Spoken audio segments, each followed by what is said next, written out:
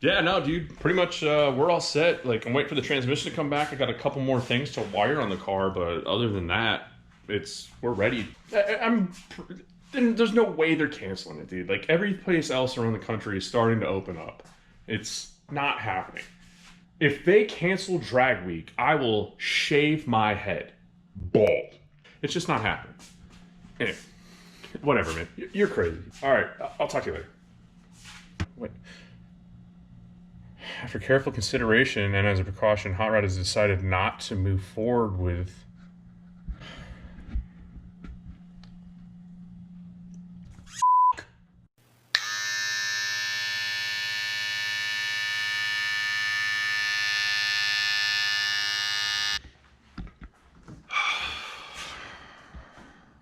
Can we just, I just want to like close my eyes and you probably thought I was going to say sleep forever, but that's not. I'm going to close my eyes and then wake up and it'd be 2021. That's pretty, like, anything's going to freaking change in 2021. Hey, welcome to another video where Rye walks around all pissed off and depressed and talks about his car inside of the garage, and then he's going to fire it up and you get to hear it idle, and then there's going to be no freaking action whatsoever. Because there's not going to be any action in 2020, period, because of this freaking virus. I'm not going to sit here and talk about it the whole video. You guys have been inundated. Inundated? What's that? What's the word for that? You guys have had COVID and Corona shoved on your throats.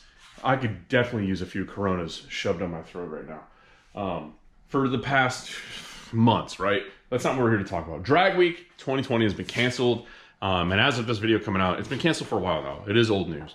There are alternative events that I could go to. Rocky Mountain Race Week 2.0. Shout out to Matthew Frost for jumping on that. And unfortunately, because of my job, I'm on a 250-mile travel restriction. So now we are all dressed up with nowhere to party.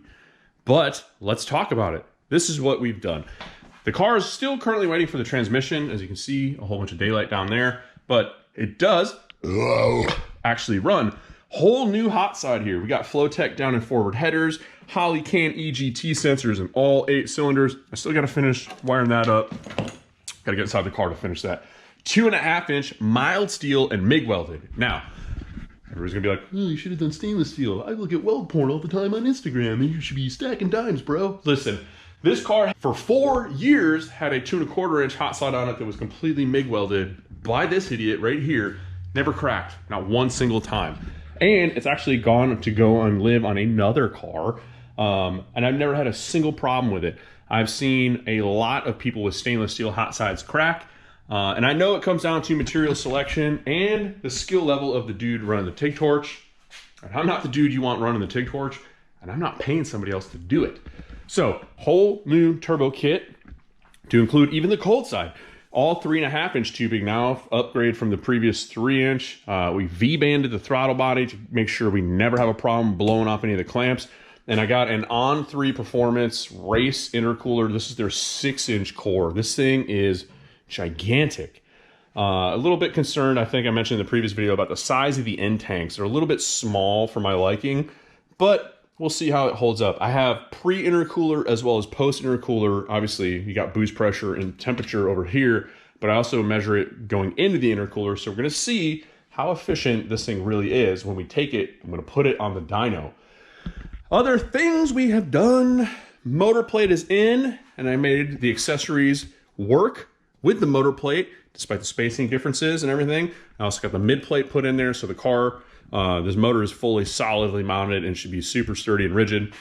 Also, here's some more stuff we did. I converted to manual brakes. 2 reasons. One, I had a problem previously with the old brake setup where it was locking up the rear brakes if I got on them too hard. And it happened to me a couple times, and it's a little bit of a pucker factor. So I wanted to put in a proportioning valve. And the other reason is I wanted more real estate behind the back here in this area. This cleared up a ton by deleting the booster. The master cylinder here is actually out of a 94-95 Mustang Cobra. It's a 15/16 bore, which is the recommended bore size for Bear brakes. Shout out to those guys. And I added an external proportioning valve to make sure I can adjust the rear brake bias and hopefully avoid any more situations where I'm locking up the rear tires and almost killing myself. Pressure switch here for the brake light switch, because with the master brakes, the new manual brake master, relocating the rod on the pedal, the arm itself, the original switch will no longer work. Not a big deal. So a couple of things to wrap up here with wiring, CAN, EGT, brakes, and this. Shout out to Nitrous Express. So I originally put nitrous on the car for 2 reasons. One, to help spool that big 92mm whirly boy, because it is, yeah, it takes a minute. And the other was I wanted to run the Boost and Juice class at Streetcar Takeover Charlotte, which was canceled. So sick and tired of this whole cancel culture mentality. One person says one little inappropriate comment about a certain group of people, and they're like, yeah, cancel them. That's not why a Streetcar Takeover got canceled? That's not what applies here? I thought that's what cancel culture was. Okay, that is cancel culture. I thought they were making fun of like the guys that, the sideshow guys, and then sideshow people, no? Okay, never mind. Anyway, Streetcar Takeover Charlotte has been canked.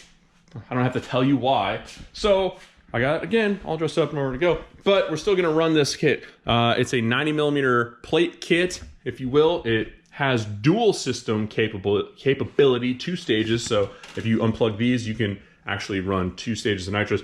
Currently, right now, we only have it jetted to 75, just to get the turbo to let off a little bit. And because with a turbo kit, the benefits from the nitrous are actually compounded. So 75 NA could be 100 or more when it comes time for turbo to spool. I still gotta get the bottle mounted in the back. I got a blow down tube here, got these sweet billet brackets, and we're gonna put this all inside of the car very, very shortly. So that's where the car is at currently. Other things, oh, check this out. I've tracked down and bought my old Bogart wheels back, and I took them over to the homies at MacFab. Shout out to MacFab beadlocks, and had these beadlock. Right now they're singles. I'm thinking about taking them back and just doing doubles. My plan is to have these powder coated and kind of clean them all up and everything. And then I'm gonna put slicks on these. So I'll have a set of slicks and I'll have a set of radials, and I'll be able to attack any track surface that I want to at any given time. So I asked myself the question when I put this whole turbo kit on, is it gonna sound different with tubular headers versus stock manifolds? And the answer is,